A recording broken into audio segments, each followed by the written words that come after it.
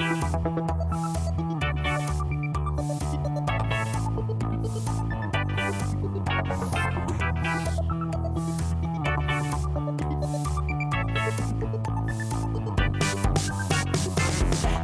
ou Tripoli, Vilnius ou Benghazi, Paris, Moscou, on fait le boonga, boonga, Bangkok ou Bogota, Le Caire ou Jakarta, Gustavia, on fait le boonga, boonga. Hello everyone, welcome to BungaCast. My name is Alex Hochuli. As usual, I'm in São Paulo, Brazil. George Horace here in London. And Phil Cunliffe, you may note, is away. If you're watching, that other person in the square is going to be introduced in just a second. But hello from us.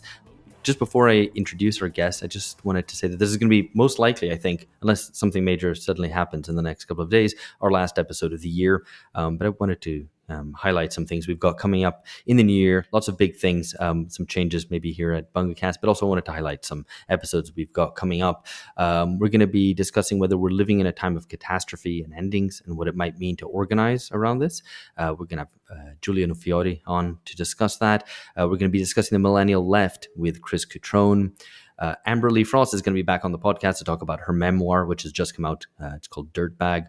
We'll be discussing emotionalism in public life with Ashley Frawley. And we'll also have Laya Saudi from the British band Fat White Family talking about punk and transgression, which I think might work as a sort of segue to introduce our guest today, our last guest of the year, JJ Charlesworth. Hi, JJ. Hello. Hello. So for those of you who don't know JJ, he's an art critic, he's a writer, and he's one of the editors at the international art magazine, Art Review. And we're going to be talking about art, and maybe I'm keeping JJ hanging on the line a little bit too long before allowing him to say anything else other than hello. We were just talking about Taylor Swift and about various other, very important matters just before we came on. But just before that, I wanted to ask George whether... So we're talking about, art here. We're going to be talking about contemporary art. Do you like any contemporary art, or do you have a sense of what the term means? Yeah. Just to put you on the spot a little bit. I feel like I'm being kind of wheeled out as the idiot to say things before then the expert gets to correct everything. So contemporary art, I guess my references are probably a bit out of date, but I see it as it's a tank of formaldehyde with half a shark in it. It's kind of something conceptual that you have no idea what it is, or maybe more recently, it's a political message in a gallery that has very attractive people swanning around and white painted walls. Do I have is that my sense of what the term means? Probably that, plus going to the Tate Modern and seeing what there is there. So I would say I'm interested in art, but not an expert by any stretch. And I should say something like, I knows what I likes, but I don't even think that I do. I think I'm quite persuadable that something is better or worse than I took it to be on initial sighting, having it explained or talking it through. Yeah. I mean, I'm kind of the same, and I'm wanting to get JJ on for a long time now, but what prompted, I went to the Biennale in São Paulo, the big art Biennale, which has been running for just over a century now. And every time I go, and I go every 2 years kind of when it's on, I kind of, and not just to that, but I come away kind of, I go into it being open-minded and kind of interested in going, okay, I want to try to understand it. And then I come away from it going, am I stupid? Or I don't, like, it's mainly stuff which I don't understand or that makes me feel things, but it never goes beyond the sensory level. And so that's kind of my my kind of dumb understanding of a lot of contemporary art, that it's either stuff I don't understand or that it makes me feel good or interesting, or it's like nice colors and lights and things, but I'm not really sure what it's meant to mean beyond that either. Anyway, so our stupid ramblings, we'll leave them to one side and turn to an actual expert.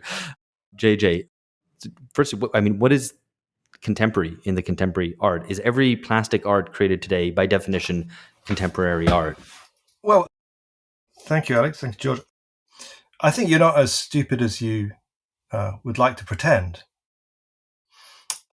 I think the important points that you raise are actually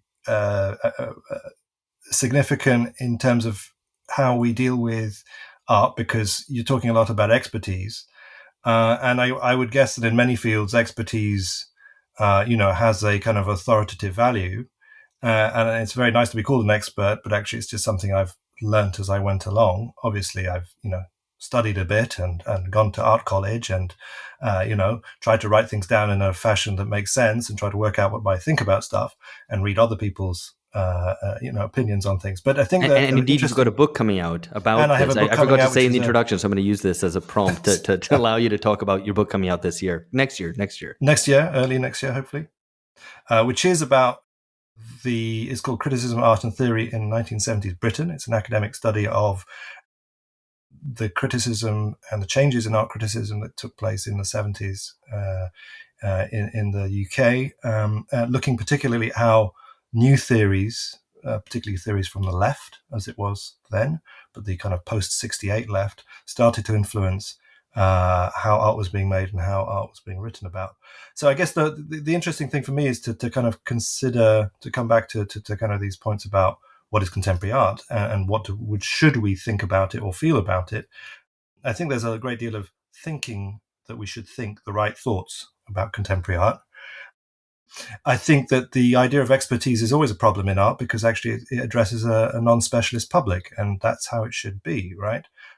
There is a kind of tendency always to to professionalize art, and I think that your kind of feelings, sentiments, Alex, about going to, say, a big official, institutional, organized exhibition like the Sao Paulo Biennale are, not misconstrued. One feels perhaps excluded or not necessarily on the same page as what one is seeing in a big exhibition like that, because actually that work is the product of a conversation which is being had, if not by experts, but by people who are within a discourse. So I think it's interesting to kind of to have a kind of end of year discussion about contemporary art, because seems to be we can say that a lot has gone wrong in the field. There have been a lot of upsets and controversies that have bubbled up, certainly the last year or 2 years or 3 years. And I think that when it comes to what defines the contemporary, I think that's a super interesting question, because it does identify for me some of the points that we're just starting to make around the division between the public and the official system of art, right? Now, for me, it's very interesting that you should start with this. I mean, you sent me your notes, and it's very interesting you should start with not do we like contemporary art or do we think it's good or bad or whatever, but what's the definition of the contemporary? Because for me, it's a really big question, and it's a very interesting one, and it's one that in the last 20 years some thoughtful critics and theorists have tried to grapple with. What is the contemporary? I think it's Gambon's little book, and many critics and kind of commentators on art and theorists have tried to grapple with why do we keep calling it contemporary, right? And in reality, what's, I think for me, the reason that a lot of people have struggled to kind of get to anywhere sensible with the idea of what is contemporary and contemporary art is because it's really a matter of politics and historical period and a relationship of cultural institutions to the public, right? That sounds all kind of slightly arid and kind of theoretical, but really, we only really start talking about contemporary art in a big way from the 90s. Right. There is some play of the word in the 1960s. The ICA is established in the late 40s, I think, and it's called the Institute of Contemporary Arts. But it's quite rare to see the term contemporary used with relation to the art of the moment, modern art. Because it replaces modern, right? Like it comes to replace modern, and so without going into a very big kind of philosophical debate about which can happen and does happen about what we mean by the contemporary, it is definitely something which attaches to a problem about time and history and our relationship, or cultural life's relationship to the now, right? So I think obviously I was excited to kind of think about this question with you guys, because you are the ones who are talking about what comes after the end of history, right?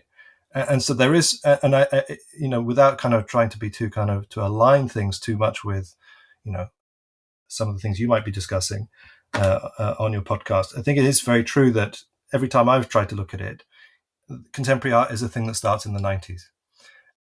And the reason it's not just a philosophical kind of rumination about the nature of time or the nature of the present or the moment, and it's not just something to do with some kind of political analysis we could make about, say, that there's no future, or the politics of the future has come, run aground, or somehow you don't have to make highfalutin claims, although I think they're important to bring in. But I think what's really important about thinking about the contemporary is what George was mentioning about Damien Hirst, right? He's referring to work by Damien Hirst, A Shark in a Tank of Formaldehyde, which is already quite an old work, but an important work of the 1990s. Now, to kind of link that to what you're talking about with the Sao Paulo Biennial, the thing that links them for me is the contemporary art is the art of the period in which visual art is brought back into official sanction. Right now, I mean that in a very particular. Sorry, go on. Sorry, you were just about to say. So official. I mean, it's interesting that in the 90s, it's the period in which a certain kind of liberal political culture manages to reconcile what used to be oppositional cultural forms, right, with its own mainstream, right? So in a way, contemporary art is the reason we can call it contemporary art, and why we struggle to kind of wonder why we keep calling it that, and why we can identify artworks that are of the moment, is because it actually attaches to the moment in history when visual art high culture, but also visual art counterculture, was essentially de-weaponized. So if you think about the 70s and 80s, but to the period between the late 60s and the period from the 60s into the end of the 80s, it's remarkable to look back at periods like the 1980s, because actually the battle or the fight over what happened in public culture was still being fought out well into the late 80s and early 90s. If you think of a place like the UK, and you had like arch conservatives kind of bemoaning the nature of architecture, the nature of visual art, and so on and so on. And what's interesting is that for a long time, up until after the Cold War, the idea that there was a kind of bastion of high culture, official culture, which had to be defended against the counterculture, and vice versa, the high culture had to be attacked by those in the counterculture. That basically just gets iced. It just, Blairite, centrist, third way and post Cold War politicians realize that they just have to reconcile this stuff and bring it back into the fold. And of course, it's the personnel is of the cultural kind of sector, or the people involved in who become powerful in the period that we know as contemporary art are largely left and liberal actors, right? And so what we see, I mean, this would be my argument, is that what you see in the contemporary art is not just a style of art, although I think that there is much to be discussed there, but it's actually a relationship. It's a relationship of institutions and large political actors in how they establish a certain kind of visibility for visual art with relation to the public. So a lot of kind of conservative commentators basically stand down. And so what we've had for 20, 25 years, I think, even more like 30 years, is a period in which, broadly speaking, the values of the center-left and the counterculture have become essentially assimilated and integrated into the normal workings of the visual art establishment. And I mean, that goes for museums, public art galleries, the art history departments, art theory departments, and the art school. So all those things are tendencies which, you can track as a kind of ensemble from the early 90s onwards, and which have become, essentially the consensus and the hegemonic arrangements of how those work together. And I think, just to kind of, I don't want to keep going on, but I think we can come back to the possibility that the wheels might be slightly coming off that now, for reasons that maybe we can speculate on. Yeah, so I mean, it's funny thinking about that when you talked about, and maybe we shouldn't discuss this now, but when you mentioned the fact that, until the 1990s that you had, conservatives complaining about modern architecture and whatever, and that might actually sound very contemporary now because, I mean, people on social media may have noticed that there's these neo-traditionalists, as they're called, which is kind of oxymoronic, and they often have avatars of their images which are some classical sculpture, and they mainly complain about the fact that this new building of anything built after the mid 20th century is horrible, and they should be building things like neo-Gothic stuff which was built, I don't know, in the 19th century or something. I don't know what exactly they want. But so anyway, it seems to be that some kind of conservative reactionary discourse has kind of come back, or kind of criticism of what is seen as a sort of monolithic left liberal kind of cultural establishment. I don't know if that's the case, but maybe we can return to that, because maybe that's more about things falling apart rather than how contemporary art came to be. So to move on, I guess, to the next question, is there anyone kind of doing anything new? Is there kind of anything that it gives voice to our times in an interesting way, either in form or indeed in terms of content today? I mean, this may be a kind of subjective opinion, but Well, I mean, this is the nastiest question to land on a critic, right? Because is anybody doing anything? Well, in much the same way as every discussion about the contemporary art runs aground on the issue of, well, like, if it's happening now, it must be contemporary, right? Which is a very reductive kind of mode of endpoint for that kind of discussion.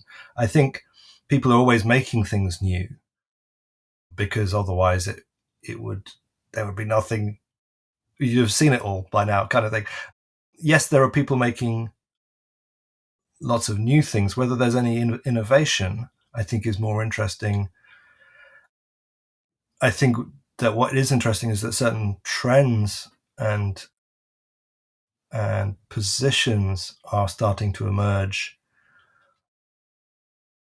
which maybe have become more about being established, or becoming the consensus, or becoming the norm. And what I mean by that is that I think, if just to come back to sort of concrete examples, and I would have loved to see the Sao Paulo Biennale, and I'm glad you saw it, but I think you may have noticed there that a lot of what is essentially a kind of sanctioned art, I would hesitate to call it official, because that's a little bit of a loaded and slightly sort of a slightly exaggerated term, but you will have noticed that there's lots of politics in art, right? That there are lots of, or at the very least, there are lots of narratives which relate to issues of social interest and cultural and often identitarian interests. So almost I think that exclusively so, at least in my experience. Well, I mean, I don't think it's an uncommon experience, and I think that what is particularly kind of vivid now is just quite how dominant that kind of mode of thinking about what to do with art works, and what they should do, and who they should do it for. It's very clear that has become almost the conventional form of contemporary art. I mean, it was not necessarily so. To kind of flip back to George's Damien Hirst's Shark in a Tank, what's really interesting, of course, is that is of a different period in the contemporary, right? Where actually certain things about certain kind of strategies and attitudes towards shock and confrontation with the public, but in a way which was to a degree kind of like tongue in cheek, or to a degree ironic or self-aware of the limits of that, was played out at a moment when that visibility of contemporary art, that relationship to the public, was being kind of reestablished in a new way. That's what really, for me, what the young British artists and the 1990s served to establish in many respects. It served to kind of reestablish visual art as a kind of spectacular media object that drove publicity and that drove its own kind of reputation, and formed a kind of entertainment. So, But I mean, at the risk of putting too fine a point on it, is that yeah. kind of, there's a kind of slightly flippant, certainly ironic art of the end of history, and then kind of moving towards the end of history, you have Yes. something becoming more political and more self-consciously serious about the world Well, I and mean, social first of all, problems. less yes, and I think this is not a bad kind of way to align things with these kinds of periodizing kind of vehicles that you discuss, and I think many are very kind of aware of. And I think it's very true that after, say, there was a period between, say, maybe the mid '90s when the kind of spectacular and entertainment and media and relatively kind of upbeat, actually, when you think about it, upbeat kind of cultural tone was replaced by a more downbeat post-crash, post-2008, post-austerity reflection on the virtues and values of making art, right? And I think it was certainly in the last 15 years after the financial crash that a lot of artists became a lot more kind of pessimistic and became much more serious, or in a way thought they were becoming more serious by turning away from glitz, glamour, provocation, fun, entertainment, to put a broad term on it, and wanted to see themselves as serious actors. Whether it was seriousness or I don't know, seriosity, or, I'm not quite sure, but I think it's important to note that the period of the end of history, as it were, in your terms, bunker cast people, is definitely an aspect of how it's become become quite a dispiriting experience to go and see contemporary art, because there is so much of this kind of relatively agenda-driven, relatively discourse-driven art, which is made by artists who are less interested in the experience of art for its own peculiarities and idiosyncrasies and interests, and more interested in art as vehicles for artworks as vehicles for messages, discourses, agendas, campaigns.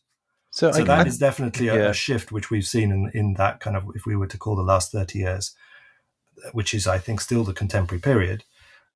It nevertheless has happened that the tone and the mood has shifted, but I don't think, and this is the interesting point, I don't think the institutional frame in which the contemporary happens, which is largely speaking a kind of hegemonic status for the art institution, the public art institution, the biennial, the museum, the public art gallery, and which is strongly international, right?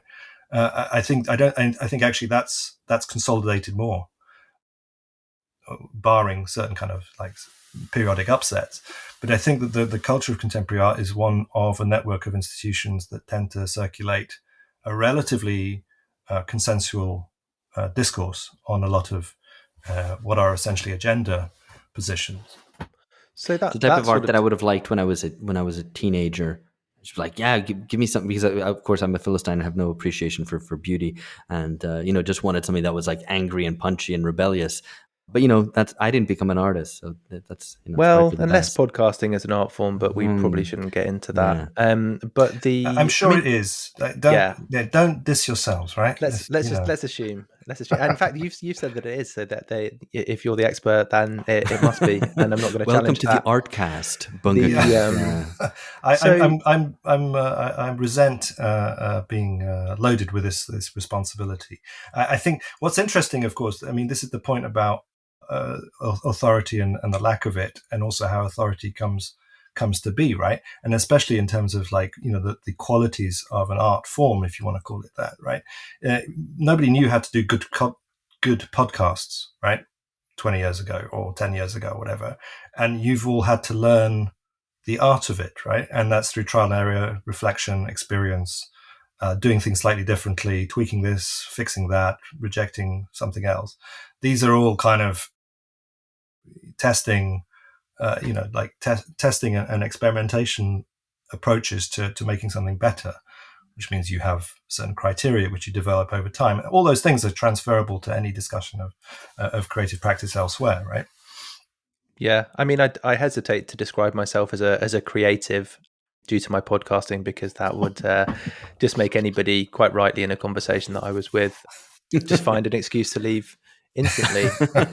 But this picture that you paint of a kind of, I guess, 90s upbeat, or mid 90s upbeat vibesy kind of, at that point, contemporary art world, and then a bit more of a downbeat self-serious kind of contemporary art today, that definitely resonates with me from what I've read than having been to biennials. But I did want to kind of, I guess, extend this point a little bit, or make it a bit more concrete, and hopefully this is a question that as a critic you're happier to answer than is anybody doing anything new. Like, who is the worst contemporary artist? Like, who like, why are they so bad or so depressing? And I don't know, you don't necessarily have to name names. It could be like if you're happy to, then please do. I mean, I think we're probably going to come to this. I mean, someone like, I mean, it's unfair, but like someone like Marina Abramovich might be a terrible artist. Damien Hirst might be a terrible artist, but but like most of the people who were on the Turner Prize shortlist this year are terrible artists, right? There are certain people who I mean, the point is there are also lots of dreadful artists who have no public profile, so that's why it's unfair to, of course, are terrible artists and have no standing at all. So it's a slightly sort of playful question, because obviously we're saying, what do we mean by bad art, right? And I think, but for me, I think there's a great many artists who, for me, are of no interest and are very bad, who still have kind of relatively substantial public profile and success, because I find that their art, it tends to be simplistic and pedestrian in the way in which it plays to narratives in order to, certain kind of established narratives, in order to win favor and reputation and likes, right? I mean, the endless stuff about going to one of Yayoi Kusama's like star rooms or infinity chambers, or whatever they're called, infinity rooms. I find that really depressing, and I think it's just terrible work, right? In fact, I find a lot of her painting of dots repetitively very boring and terrible. But I mean, the point is that there are, that to say that there are bad artists is to say, well, there has to be a public debate about and a conversation about what we value and what our criteria are. And I think certainly kind of values of both inane spectacle and entertainment on one hand, and on the other hand, pompous discourse, gives me a good sort of working spectrum to kind of establish what I think isn't good, and perhaps by kind of projection or extrapolation, what is good, right? Yeah. So just to push you a little bit on this. So you've got inane spectacle, and I'm assuming, I might reveal my lack of knowledge here, but I'm assuming you're talking about the infinity rooms there, because you go and there's some lights and you can, it's like a house of mirrors though. I kind of enjoyed it, but maybe just for the reasons of inane spectacle. So that's one kind of characteristic of people bad do love contemporary inane art. spectacle. I mean, that's the thing. I have no problem with inane spectacle. No, yeah, exactly. Good way to spend a Saturday afternoon. And then on the other hand, you have kind of, pompous discourse. What is the greater kind of danger or problem with contemporary art? Because, I guess, hasn't there always been inane spectacle? Don't people like, to a certain extent, it's spectacular, if nothing else? Yeah. So like, what is it that is the particular kind of characteristic danger, if that's the right word, or like flaw, or like tendency, maybe is the right word, of contemporary art, that when it does fail, it's more likely to fail this because of this than anything else? Well, I think that there's one thing that ties those two together, even though they're kind of poles apart, and even though they have one has, I think, tended to kind of supersede the other. But I think it's important to notice that large institutions are kind of more preoccupied with getting audiences in certainly after COVID, which has caused a lot of trouble after the pandemics and the lockdowns.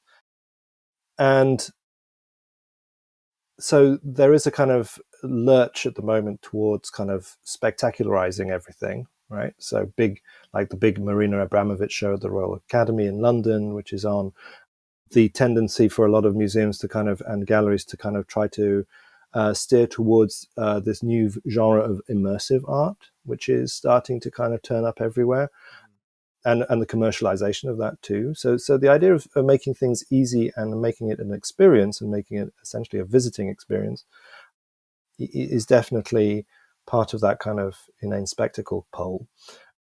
I think though that there is a point behind that, which also applies to Pompous Discourse, which is it's still institutions that are running that show, the inane spectacle, but it's also institutions that are behind the relatively sort of homogenous form of curating and program making, which is increasingly about agendas or about politics or about social issues or whatnot, and putting artists together in shows that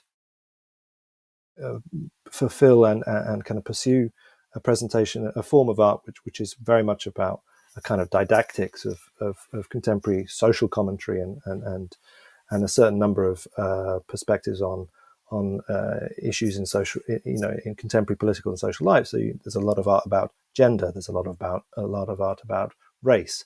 There's a hell of a lot of art made now about the environment and the ecological climate change and climate crisis kind of themes. So but again, the important point is it's big institutions that still kind of tend to, and it's institutions as a form rather than independent activity and little people doing their own thing, which tends to govern the situation. So I think it's important to recognize they're both dangerous, because really what lies above them is the fact that to a degree the public is relatively disenfranchised, right? Partly because there's a kind of pandering, and then there's on one side, and then there's a sort of lecturing going on the other. So your kind of immersive and entertainment and spectacular art is all about kind of pandering to the public, and then there's a lot of big kind of institutional shows that are about lecturing and finger wagging, or engaging with people to explain to them the climate crisis. That's a big theme at the moment, which drives me nuts.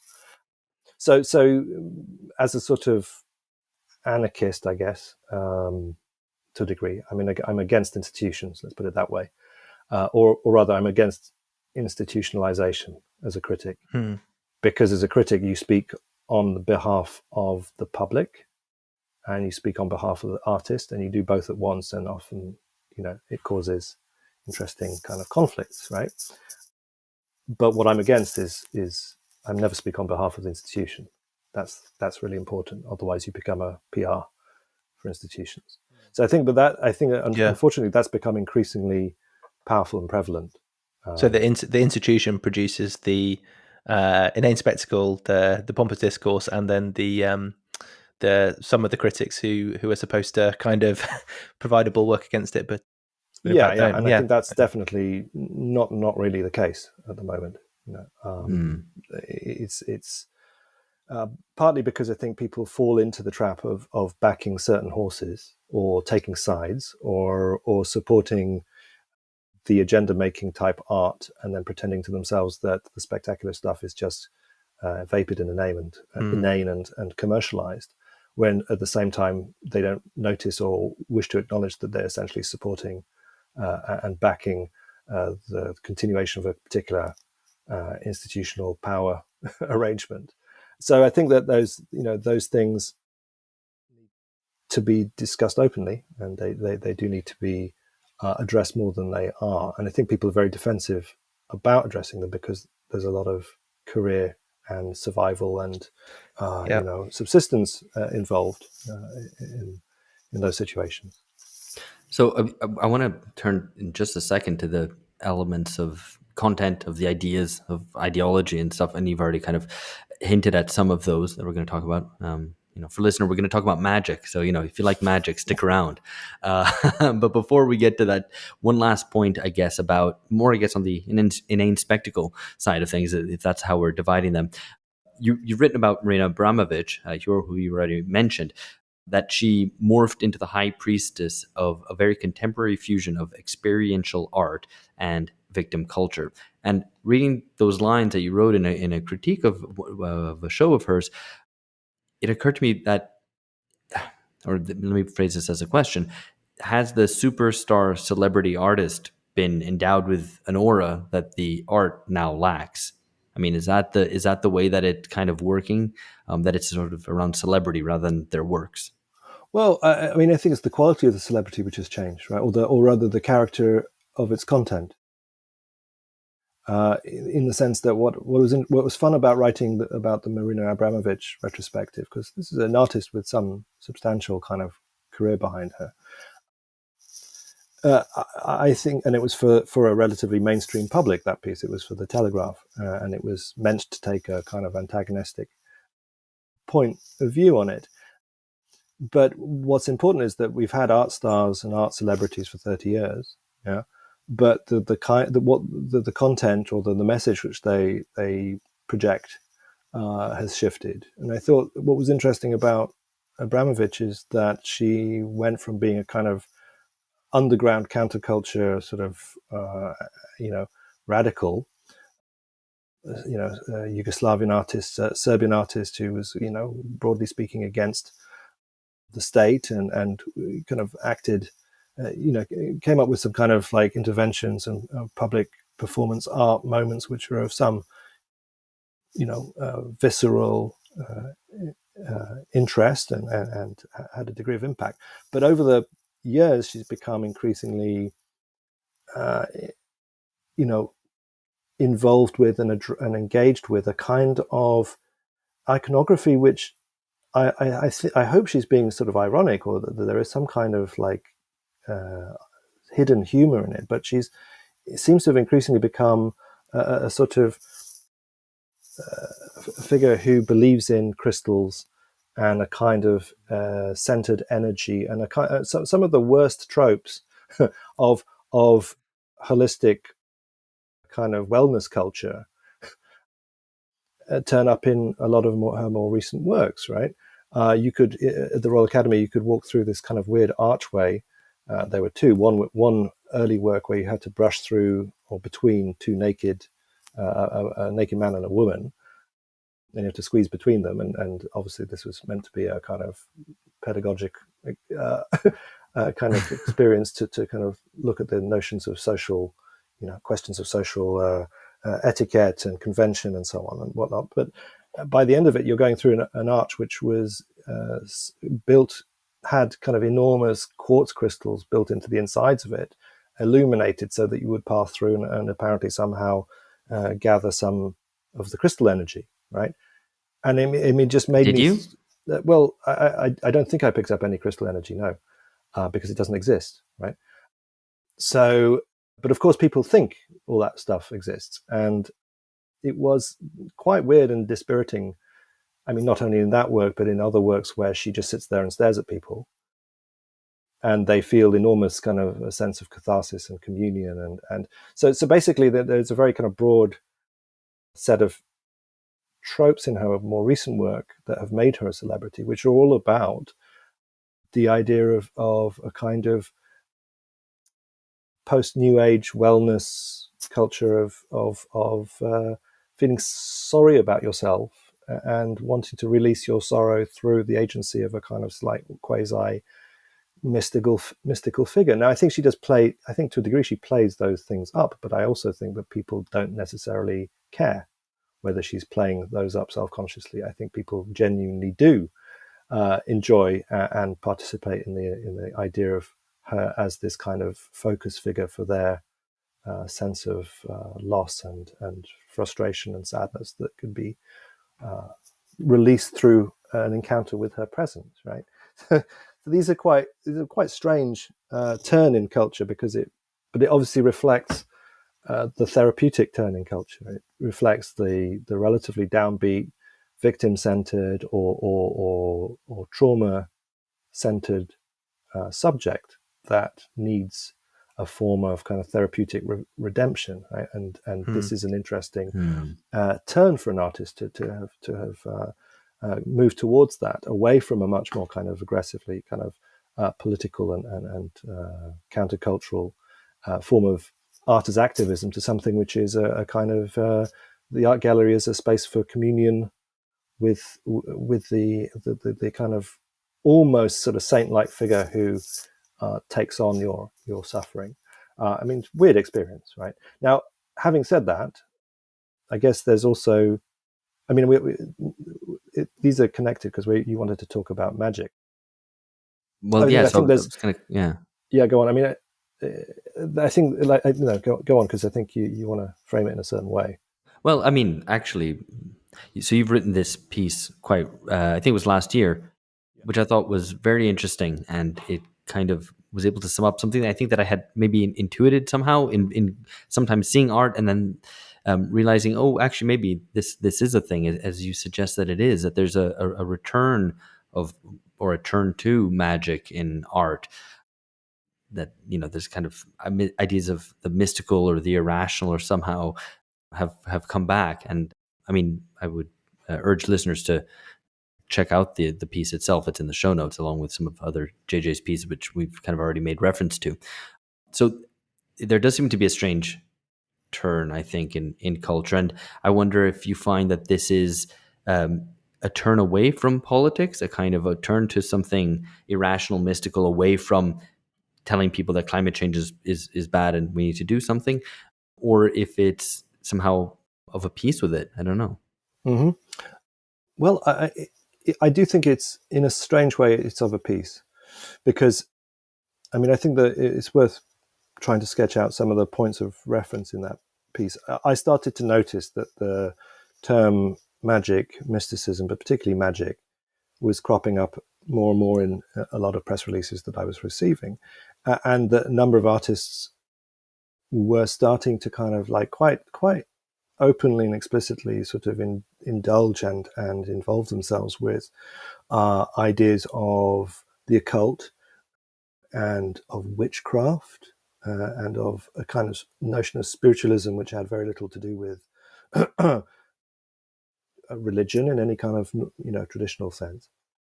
I started to also notice, and coming out of a number of big shows, maybe at the end of the 2010s, out of the end of the 2000s, where particularly women artists were starting to kind of connect a sort of feminist critique of patriarchy to a kind of indulgence and celebration of witchcraft, or the figure of the witch, right?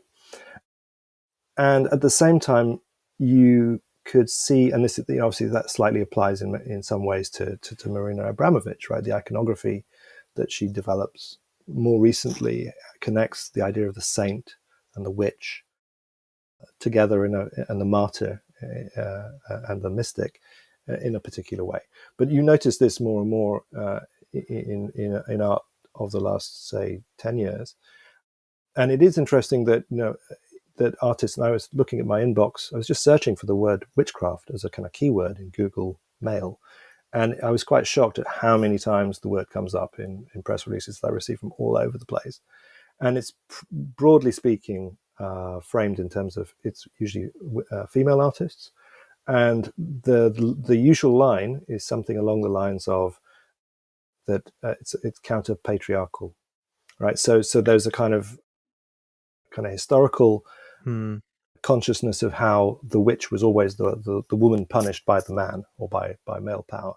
And so therefore it's kind of picked up both as a performative, but also I think in more and more instances, people are actually quite serious about how they value notions of spell making and witchcraft and so on. Sorry, just to jump in there, and I guess you can that kind of feminist critique and Caliban and the Witch, Federici, all that sort of thing. That's possibly where it draws on. But is it then meant to kind of, the idea is that the artwork is kind of a ritual or a casting of a spell? It's not just a kind of taking some of the ideas, but it's actually the performance will change something. Weirdly, George, your intuition is correct.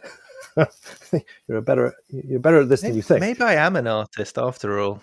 It is. It's also interesting that again, the tropes of spell making, right, or the kind of idea and or the notion of enchantment, spell making, forms of ritual practice are being taken up by artists within the gallery, right? So, again, one has to be very, very conscious of whether it's done self-consciously or whether. But I think that there is a line that's starting to kind of blur, where people actually do invest. I'm not just saying that this is to do with female artists. Actually, I mean, obviously there's an obvious connection between an interest in the figure of the witch historically and using it, employing it as a way to kind of address patriarchy. And I think you're absolutely right that Federici's book is quite important, and I've noticed that as often as a reference point. But I think, and then I've noticed, and we notice also that the idea of ritual and the space of the gallery as a space for ritual is being toyed with, right? And it is happening, and artists are playing with this and seeing what happens. The interesting thing is that nobody's laughing it out of court, right? This is the weirdest thing, that there's very little pushback amongst critics to say this is irrationalist nonsense, right? Or this is regressive, anti-modern thinking. Because for some reason that kind of discourse has kind of bedded in. And I think, as I say, Federici is an important reference point in that. So you have kind of artists who kind of claim to be kind of left-wing or radical, or coming from a left-wing feminist tradition, who are essentially saying, well, the tropes and the forms and the traditions of mysticism, the occult, and witchcraft, kind of tools we can use, right? So, I mean, one of the things that this discussion of, witchcraft and the mysticism and so on kind of at least brings to mind for me is that it seems to go against both the very superficial form of spectacular art of the 90s and also the very obviously political art, and tries to search for something maybe transcendent. I don't know if you read that into it, and at least from my experience, which is very limited and maybe not that much to go on, but there seemed to be very little contemporary art which tries to just be beautiful and just tries to be, demonstrate some craft, some art in trying to make something beautiful. And so you don't have the transcendence, the sense of transcendence through beauty.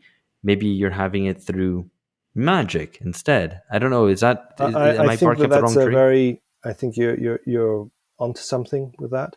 I mean, I don't want to beat up on artists who want to try to use witchcraft as a kind of performative vehicle for the critique of patriarchy, right?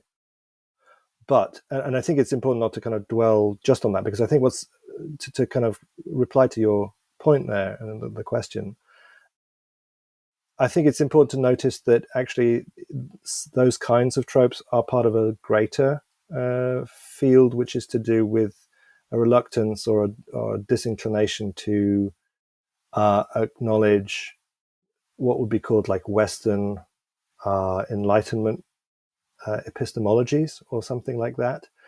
Because what at the same time as you're seeing a lot of that kind of performative mysticism, you're also seeing the kind of emergence of a lot of anti-Western or kind of post-colonial critiques of a supposedly Western rationalism.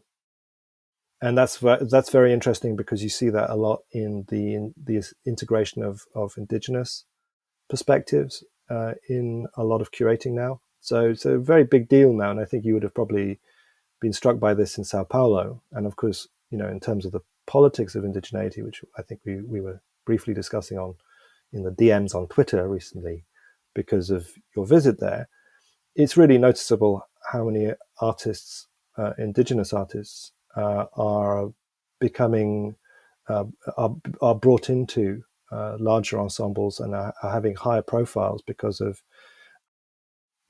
the attempt by curators to incorporate indigenous perspectives into mainstream, like sanctioned, official, institutional contemporary art, right? And of course, one of the interesting points about that is that indigenous perspectives are often taken to suggest other knowledges, other ways of knowing, right? Which implicitly or explicitly are critiques of, essentially are critiques of Western ways or modern ways or Enlightenment ways of knowing, right?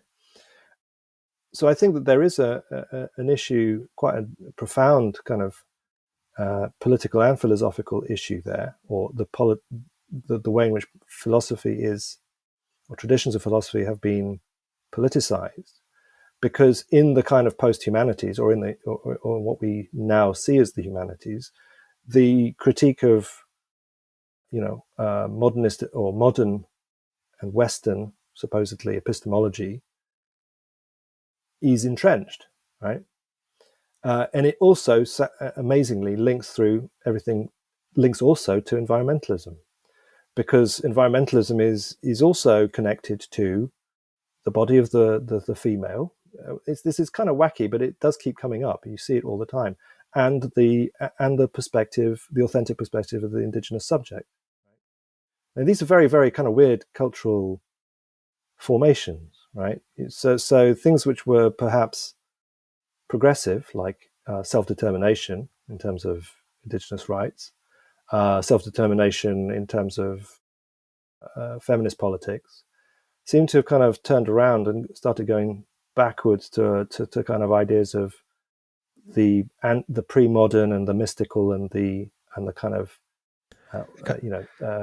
culturally authentic, and kind of like an esoteric form of knowledge that can only be accessed by some people, so it's not universal. Is that the kind of idea? And that's why it's kind of witchcraft, secret, hidden. Yes. I don't know. I might be kind of. Well, I mean, I think it's the relationship to knowledge which is problematized, right? So the point about the occult, and I wouldn't overstress the kind of witchcraft theme and its and the kind of the kind of constituency which is principally within women's female artists and a kind of feminist critique, because there are other artists who are also toying with and working with a broader notion of mysticism, which is anti-rational, right? And which is a kind of like new materialist, right? So new materialism has a very strong relationship to kind of philosophical new materialism of Latour and some of the speculative realists, and there's many philosophical trends which tend to kind of discount the kind of rational human subject, and tend to big up the idea of which is quasi-mystical in its own right, which is that the ecosphere knows itself and regulates itself and is an entity in its own terms. So, and of course, if you introduce human subjects who have a supposedly more authentic access to that reality, of course, where does that leave you? It leaves you with an inauthentic, modern, industrial, contemporary subject as the kind of negative to these more authentic, ironically, kind of anti-rational subjectivities, right? I think that's. I think just to finish, it's important to kind of wonder whether I have kind of toyed with this a lot recently for myself. It's just like, are we looking at forms of regression everywhere, and on what basis can we assert the notion of regression, right? I mean, because obviously the point is about if you look at like the early occult, or the occult moment where it becomes most sort of saliently visible as a question, it's actually in the moment, like for example in alchemy, where irrational knowledge starts to turn into something more reasoned, right? So you have the experience of the early kind of Enlightenment physical scientists who are embedded in a certain kind of alchemical tradition, right? I think it's Newton who's most famously the kind of bearer of that sign, of that moment.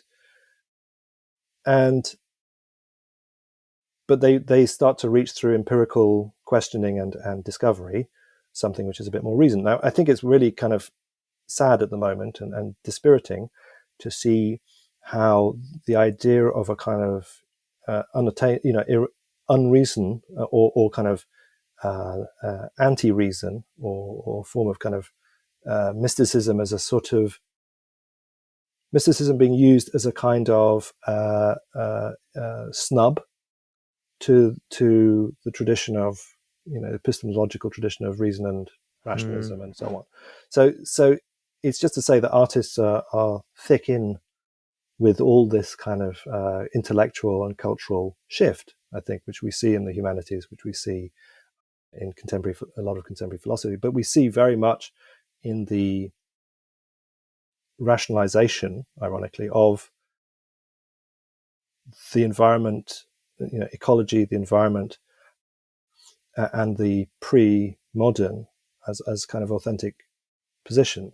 And I wonder whether we are actually seeing a kind of cultural desire to regress, or an impulse to regress back to things which are. I mean, I think it's important when you have cases like, I think it was in New Zealand, right, last year, I think, in the kind of spat over the open letter at the University of Auckland, I think it was, which was to do with rings a bell, but if you can tell us, yeah. Yeah, I mean, it's the issue of whether science is Western, and whether Aboriginal knowledge was equally valid, and this caused a huge spat, kind of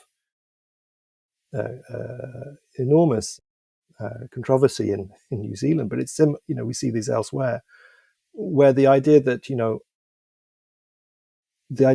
indigenous knowledge is of an equal standing to, say, supposedly Western knowledge, right, or should be treated as simply different knowledges. That's a very good indicator. It's quite symptomatic of this kind of ambiguity or ambivalence, certainly in Western culture, Western philosophical culture and political culture, about whether there's anything strictly better, qualitatively better, about what has happened in not only in the West, but actually in the industrialized world in the 20th century, and the cultural and intellectual traditions that have out of which that has emerged. So I think those things are salient to kind of seeing how contemporary art has kind of fixates on a certain number of kind of consensus positions, which I think have their roots in a kind of post-humanities. Yeah, I mean, so I think, in political terms, at least, things like decoloniality, or I don't know how it's even referred to now, because it's gone beyond post-colonial thought. I mean, it's, hashtag decolonize sometimes. So I guess that expresses how kind of contemporary it is, because it's a hashtag or something. Yeah. But, in those ideas, there definitely seems to be, under the guise of doing something, anti-colonial, and therefore supposedly in defense of self-determination of oppressed peoples, there's some search for authenticity in that, these authentic people over there who are somehow exotic and distant, not like us, inauthentic, inorganic Westerners, driven by arid science or something. And I wonder how this. So I had this kind of ambivalence about it, not because I'm kind of ambivalent about Enlightenment modernity, very much to the contrary, but more because there is, I think, science and reason haven't disappeared. In fact, they probably, to a lot of people, they seem kind of omnipresent, right? Because they express themselves as scientism, this ideology of science, and also in rationalization, where everything must be submitted to kind of market forms, especially, but not only market, but state-led forms of rationalization. And so you would understand that there would be a reaction against that, and trying to say, hey, we want to just care about this thing or believe in this thing for its own sake, right? Or to have beauty for its own sake, not necessarily because it makes sense, but because we attribute meaning to it, not submit to kind of this overweening rationalization led by the market. So I get that. And bureaucracies. And bureaucracies, yeah, exactly. And so I get that. And I wonder whether, firstly, any contemporary art kind of expresses some revolt against that, or indeed if all of what we've been talking about is in a way a kind of romantic revolt against that. And then a follow-on question, if I'm not tacking too much on in one go, whether, if that is a sort of romantic revolt, how is that different from, the romantics of the 19th century, who themselves were kind of reacting against Enlightenment rationalism at a time when, Enlightenment rationalism was the coming thing. It was, it was edgy and new and cool. And nowadays, few people seem to think it is.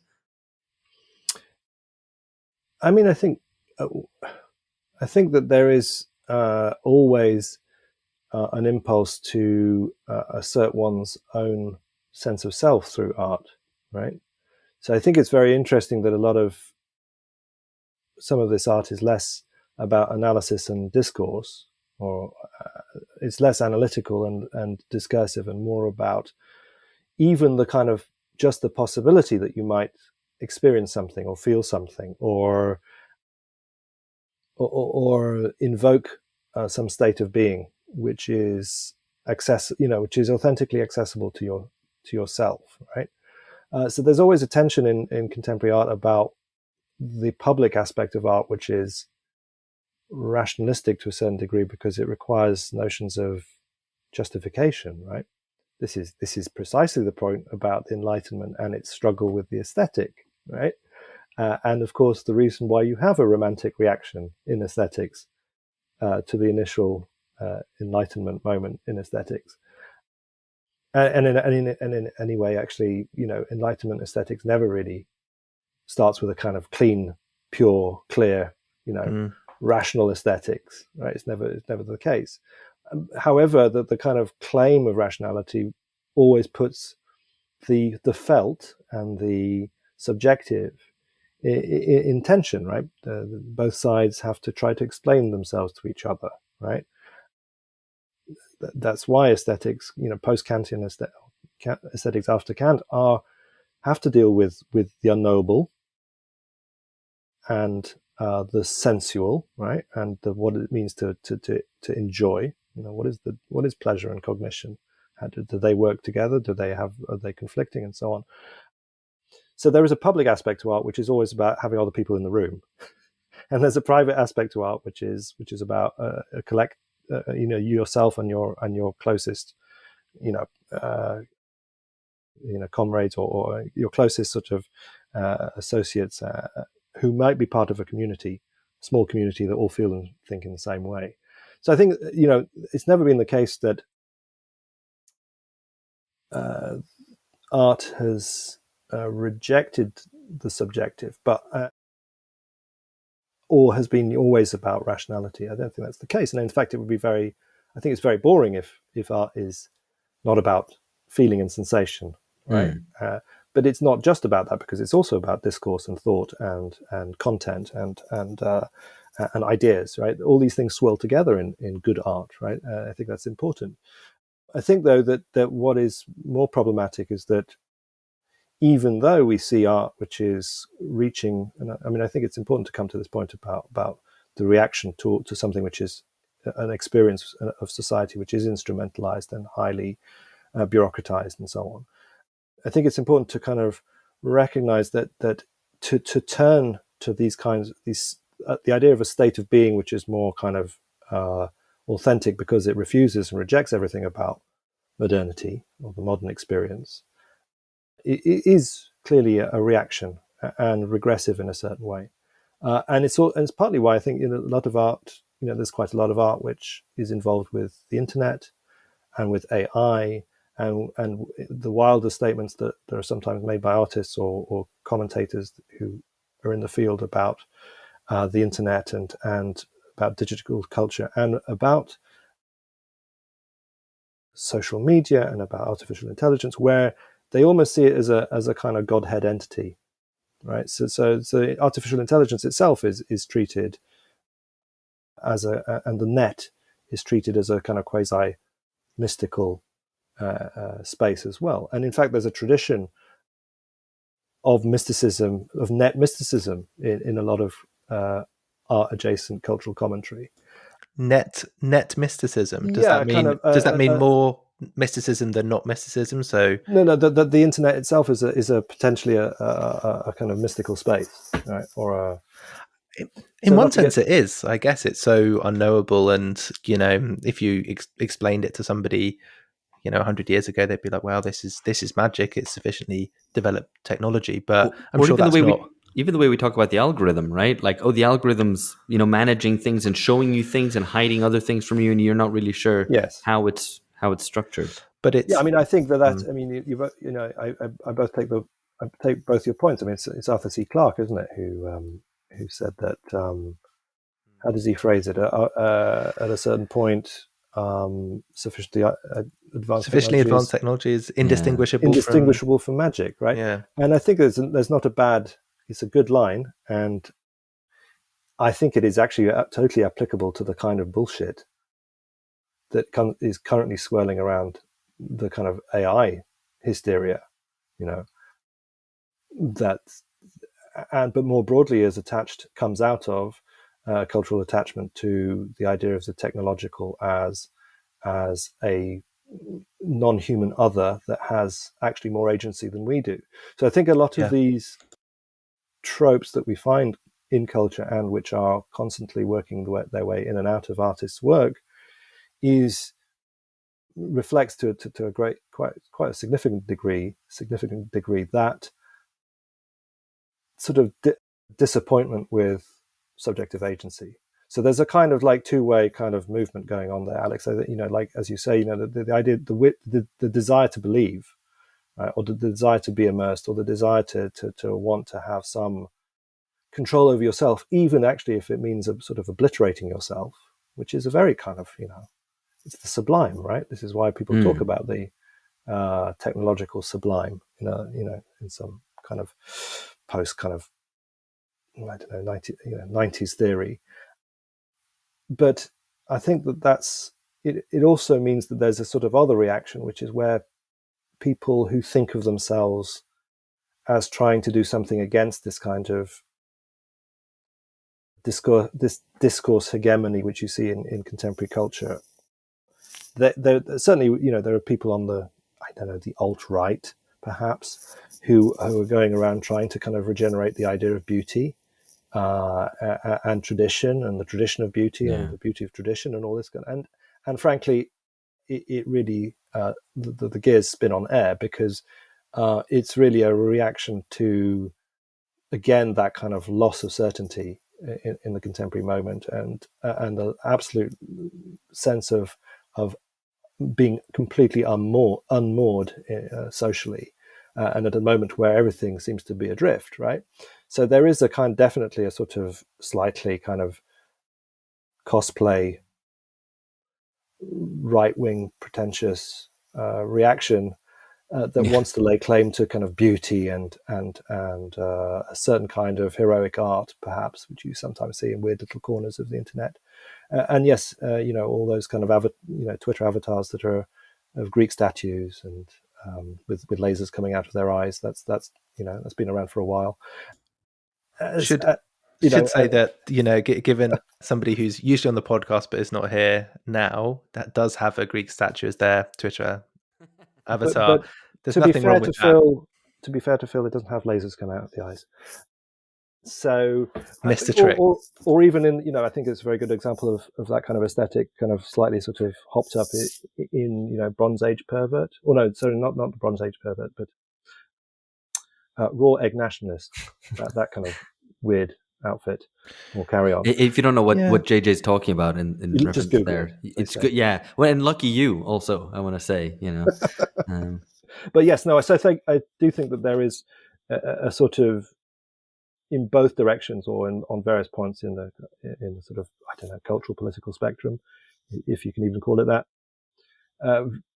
a strong kind of disorientation about, you know, basic things like, you know, modernity, knowledge, reason, and as you say, Alex, I think that decolonization or the decolonial kind of trend in intellectual life and its influence on academic life, and how that then feeds through to cultural life and certainly artistic production. I think that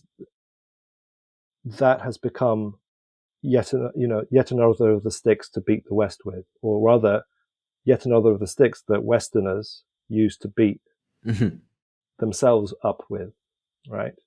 Because I think that often the claims to support indigenous rights, or the idea of concepts around the political claims, I think, are weak, right? I see nobody sincerely or radically petitioning to hand over seized lands or settled lands to their rightful owners, right? I see a lot of land right acknowledgements. But You can't move for that, but never an actual kind of political claim.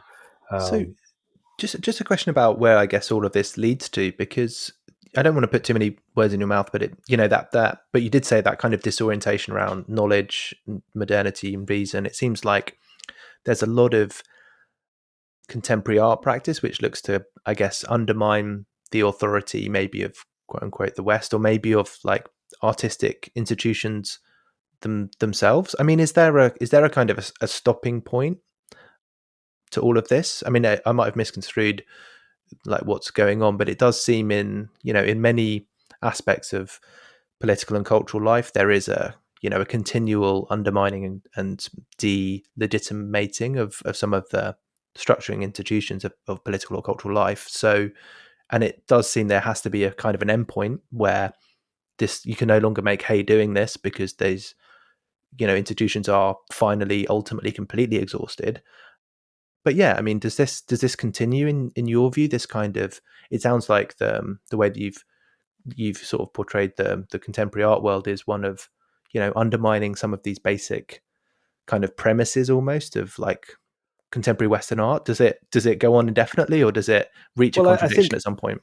I mean, I think it's clear that what I've been, certainly the way I've been talking about it, I guess, is to kind of note that a lot of contemporary artistic production is to a degree subservient to trends that have developed from other from other spaces, right? So I think it's interesting when the reason we talk so much about art, which is about this and that, and it doesn't matter what it is. It could be about gender politics or race politics, or the politics of indigeneity, or the environment, or basically we can see that there's always a sort of shopping list, whether it's cynically kind of ticked off by curators in institutions or not, or whether they deeply believe in it is beside the point in a way, because what we see is that it's essentially not a space that has much autonomy. The contemporary art has very little, seems to have increasingly little autonomy when it comes to what it's supposed to address and how it's supposed to do things. And in a way, of course, I think people involved are willing subjects to that. The art school converses with the humanities academy, converses with political theory. And we can see that there's a kind of very strong consensus of ideas that maps a number of institutions together. Obviously, when it comes to decolonization, that's had a very debilitating and serious impact on museum and culture, right? I think it's radical in the way in which it is disrupting how curators understand what they should be doing. I think, of course, also much more kind of banal dynamics like diversity policy are also kind of mangling the way in which institutional culture, museum culture or gallery culture understand how they are to program or what they are for.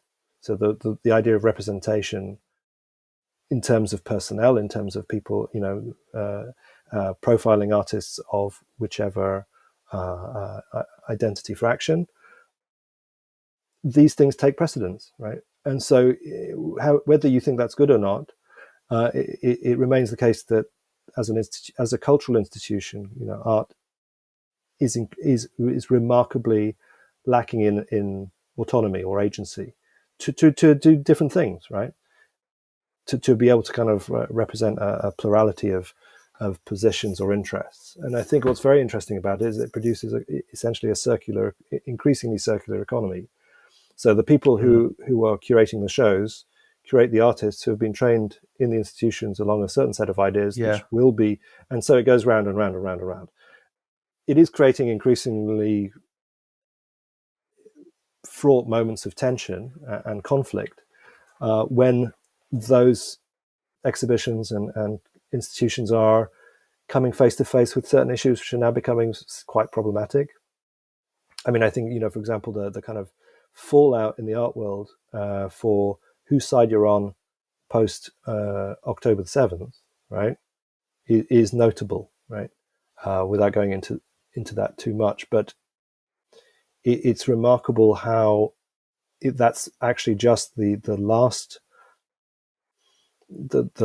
kind of most recent example of how art institutions have become basically in hoc to a whole string of self-imposed requirements to represent first Me Too, then Black Lives Matter, then the whole kind of policy circus around and cultural circus around environmentalism. And they've become peculiarly sort of, I guess, monological or monocultural spaces. Yeah. I don't know if that's overstating the experience, because obviously there's clearly a lot of commercial galleries and non-profit little galleries where artists are doing all kinds of slightly more kind of eccentric or kind of self-directing stuff, which is not easily kind of reducible to those perspectives. But I do think that in terms of the model of the very large exhibition, which like, for example, the Sao Paulo Biennial is a very important example, we see basically the making of exhibitions according to agendas, which are sort of quasi-political, I guess. I mean, that's would be of a piece with, I guess, many other cultural institutions. As I said, I think that sounds like a sort of familiar story. But I did want to ask one final question, which is risking with being a kind of return tradition kind of alt-right Neo-trad guy, yeah. neo-trad guy. But beauty.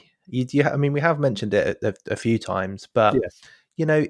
why is art no longer about beauty? Is there any beauty to be found in the art world today? Is there any kind of I don't know. Is it just the alt writers saying we want these kind of beautiful pictures or sculptures or whatever? I mean, yeah, It does where is sound like it? it does sound like Robert Plant on stage asking, "Does anyone remember laughter?" But but it's a good question. Like it's true. It's a few times I go to an exhibition and think someone's trying to do something that's just beautiful. I don't know. Well, I mean, firstly, I think that you can't look to traditionalists for a creative and speculative questioning of what makes the beautiful, right?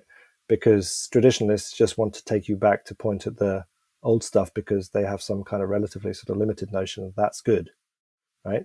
Now, the interesting thing is that they're not necessarily wrong. It's just they don't know why they're right. Okay.